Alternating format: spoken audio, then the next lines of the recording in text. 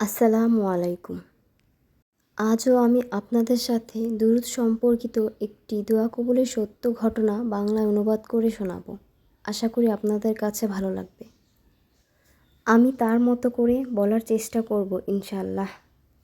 তিনি বলেছেন, আমি রেগুলারই একটা প্রবলেম ফেস করি। যদি আমি পানি কম পান করি তাহলে আমার ইউরিনের প্রবলেম হয়। যেহেতু এখন রমজান মাস রোজা রাখছি, তাই সারাদিন খুব কষ্টে কাটে এবং ইফতারের পরেও এই সমস্যাটা চলতে থাকে। রাত 2টা বা 3টার পর একটু নর্মাল হয়, তারপর আবার যখন পরের দিন রোজা রাখি একই সমস্যা আবার হতে থাকে। ওষুধের ওপর ওষুধ খেতে থাকি যাতে রোজাগুলো রাখতে কোনো অসুবিধা না হয়, কিন্তু এরপরও আমার সমস্যাটা সমাধান হচ্ছিল না। রিসেন্টলি দুরুদে ইব্রাহিম সম্পর্কিত একটা ভিডিও দেখি, যেখানে দুরুদে ইব্রাহিমের ফজিলত ও বরকত সম্পর্কে অনেক কিছুই আলোচনা করা হয়েছে। আমারও মনে হলো এখন থেকে দুরুদ শরীফের সাথে সাথে কিছু পরিমাণ দুরুদে ইব্রাহিমও পড়ব। যেহেতু দুরুদে ইব্রাহিম একটু বড়, তাই সচরাচর পড়া হয় না, সংক্ষেপে দুরুদ শরীফটাই পড়া হয়। 2 দিন আগের কথা, আমার প্রবলেমটা হঠাৎ অনেক বেড়ে গেল। এরপরও সেহরির জন্য উঠলাম, সবার জন্য সেহরি রেডি করলাম। এরপর সেহরি করে থালা বাসন ও রান্নাঘর পরিষ্কার করে নিলাম। এরপর ফজরের নামাজ পড়ে শুয়ে পড়ি, কিন্তু ঘুম আসে না। 6:30 থেকে 7টা বেজে গেল, কিন্তু আমার ঘুম আসছে না। বারবার ওয়াশরুমে যাওয়া লাগছিল, এ কারণে ঘুমেরও ডিস্টার্ব হচ্ছিল। এমনি সময়েও আমি ফজরের পরে শুয়ে শুয়ে টুকিটাকি জিকির করতাম। কিন্তু সেদিন যখন আমি ফজরের পরে ঘুমাতে গেলাম, তখন আমার মনে হলো আজ শুধু একনিষ্ঠভাবে দুরুদে ইব্রাহিম পড়ি। যে দুরুদ আমরা নামাজে তাশাহুদে পড়ি, সেই দুরুদে ইব্রাহিমটাই আমি পড়ার ইচ্ছা করলাম।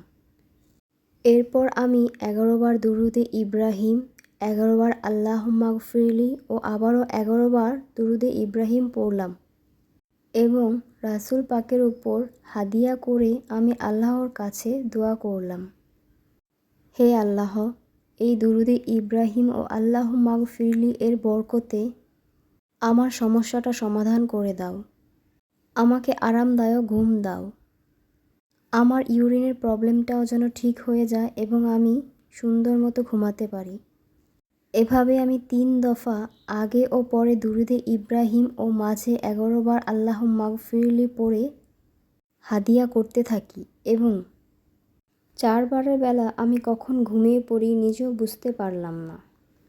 সকালে ঘুম থেকে উঠে লক্ষ্য করলাম আমার ইউরিনের প্রবলেমটা আজ হচ্ছে না।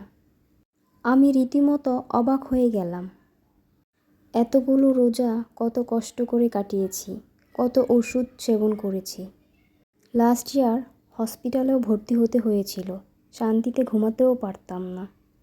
আর মাত্র 3 দফা 11 বার দুরুদে ইব্রাহিম, 11 বার আল্লাহুম্মা গফিরলি ও 11 বার আবারও দুরুদে ইব্রাহিম পড়ে রাসূল পাক সাল্লাল্লাহু আলাইহি ওয়াসাল্লামকে হাদিয়া করে দোয়া করার ফলে এক রাতে প্রবলেম সলভ হয়ে গেল। মাশাআল্লাহ, এটা আমার জন্য সত্যিই অনেক অবাক করার মতো বিষয় ছিল। তাই আমার এখন কোনো সমস্যা হলেই আমি এভাবে দুরুদের আমল করি এবং আল্লাহর কাছে দোয়া করি। আলহামদুলিল্লাহ, আমি প্রতিবারই ভালো ফল পাই। আমার আরেকটা সমস্যাও এমন ছিল যে আমি অনেক নেগেটিভ চিন্তাভাবনা করতাম। মাঝে মাঝেই আমার সাথে এমন হয়, আমি যাদের পছন্দ করি না বা যাদের সাথে আমার সম্পর্ক ভালো না, তাদের কথা মনে পড়ে আমি কষ্ট পাই, বিরক্ত হই। তারা আমাকে আঘাত দিয়ে কথা বলেছে, সেসব ভেবেই আমি কষ্ট পেতে থাকি। শয়তানের অসওয়াসায় আমি না চাইলেও বারবার এই নেগেটিভ চিন্তা করি। বরাবরের মতো সেদিনও আমার মনে এমন চিন্তা আসতে লাগলো। তাই আমি আবারও 11 বার দুরুদে ইব্রাহিম, 11 বার আল্লাহুম্মা গফিরলি ও 11 বার দুরুদে ইব্রাহিম পড়ে আমার নফস ও অন্তরকে হাদিয়া করে আল্লাহর কাছে দুশ্চিন্তা থেকে মুক্তি চেয়ে দোয়া করি এবং আল্লাহর রহমতে কিছুক্ষণ পরেই আমার মনে অনেক শান্তি অনুভব করি।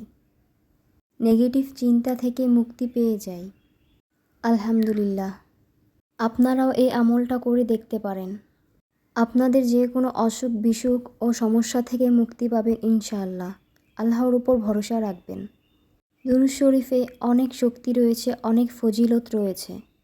স্বয়ং আল্লাহ তাআলা ও ফেরেশতাগণও রাসূল পাকের উপর দুরূদ পাঠ করে।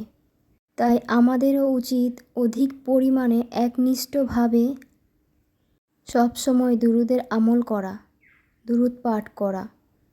অবশ্যই আমরা মহব্বতের সাথে ও আল্লাহ এবং রাসূলের সন্তুষ্টির উদ্দেশ্যে দুরূদ পাঠ করব ইনশাআল্লাহ। যদি 11 বার করে দুরূদে ইব্রাহিম পড়তে না পারেন, 7 বার পড়বেন, 3 বার পড়বেন অথবা 1 বার পড়বেন। কিন্তু অবশ্যই অনেক মহব্বত ও বিশ্বাস করে পড়বেন। দুরূদ সম্পর্কিত দোয়া কবুলের কোনো ঘটনা আপনাদের সাথে ঘটে থাকলে অবশ্যই আমাকে জানাবেন। আসসালামু আলাইকুম।